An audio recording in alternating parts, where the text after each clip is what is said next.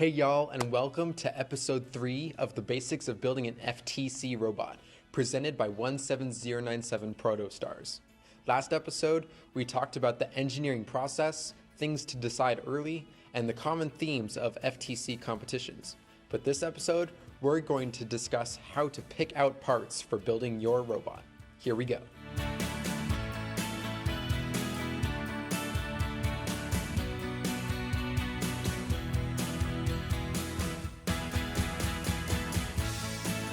Likely, the first thing you will want to decide when starting to build your robot is whether you want to use kit parts or custom parts. Generally, kit parts work great. Until last year, our team used around 90% kit parts, and we were still successful. So we'd recommend you use these parts for the first couple years, or until you raise enough money to go for custom parts. A great resource for kit parts is goBilda, which we have a link to in the description. They even have an FTC starter kit that has many crucial components, and it's discounted for FTC teams. But let's say you're looking to make your robot even better. Let's try custom parts. There are a few advantages to custom parts.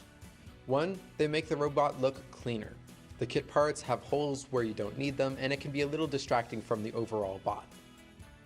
And these parts are almost always metallic, and robots always look better with a little color.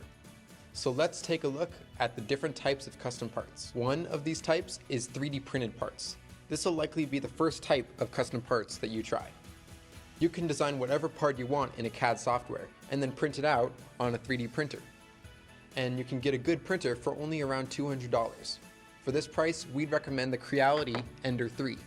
It works great, the quality of the prints is good, and the printer is affordable. As for the material with which to print, we suggest PETG. It's strong, color fast, and easy to print with. All of these parts are from PETG. Another type of custom parts is CNC routed parts. You will likely not buy a CNC router of your own because they are very expensive, but often you can find and pay a local business to cut them for you, and you can provide the material.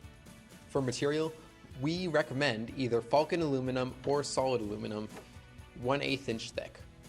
The difference between Falcon and solid aluminum is that Falcon actually has a sheet of plexiglass in between two sheets of aluminum. It's cheaper than solid aluminum, and it's still tough enough for most robots. Now let's talk about motors. Motors have different specs that you need to understand before buying or using them. Arguably, the most important spec is the RPM, or rotations per minute. Our team has found that if you're using average size wheels, 312 RPM motors are great for the drivetrain. In other cases, it just depends on the purpose. If you're using the motor to rotate a long, heavy arm, use a lower RPM, higher torque motor. If the purpose is to launch a ring using a spinning wheel, use a high RPM, low torque motor. Just remember, you can't have both high torque and high RPM. If one goes up, the other goes down. The same can be said about servos. There are two types of servos: speed and torque servos. You just use whichever one gets the task done better. Now let's address wheels. Wheels are important to figure out very early in the year. We like to use mechanism wheels. These wheels allow for strafing, making previously difficult maneuvers now a piece of cake. However, some years mechanism wheels are difficult because the obstacles like speed bumps, small field elements, and so on. For example, in Freight Frenzy, our team used 6-inch diameter wheels because of the bumps on the field.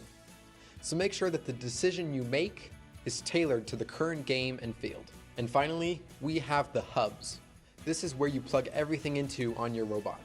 There are two types of hubs: the control hub and the expansion hub.